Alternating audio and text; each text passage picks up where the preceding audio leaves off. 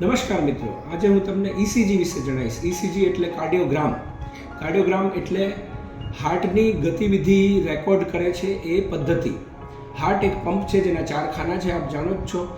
એ 4 ખાનાઓને કાર્યરત રાખવા માટે ભગવાને એસએ નોડ, એવી નોડ, અમુક હાર્ટની ચેમ્બર્સમાં અમુક સ્થાનો આપ્યા છે જ્યાંથી એ કરંટ જનરેટ થાય છે અને હાર્ટના 4 ખાનાને નિયમિત રૂપે ધબકાવે છે.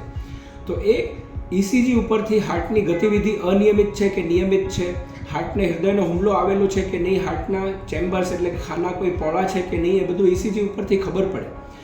કોઈ વ્યક્તિને 1 કલાક પહેલાં સામાન્ય હતો, 1 કલાક પહેલાંનો ECG નોર્મલ હોય, પણ 1 કલાક પછી એને દુખાવો ઉપડ્યો છે, એને ધબકારા વધી ગયા છે, તો ECG બીજી વાર કરવું પડી શકે અને એમાં કોઈ વસ્તુનું નિદાન, કોઈ રોગનું નિદાન બી થઈ શકે. એટલે ECG એક સામાન્ય પદ્ધતિ છે જે હાર્ટની ગતિવિધિને અને હાર્ટના ખાનાઓની ગતિવિધિને રેકોર્ડ કરે છે. Thank you so much.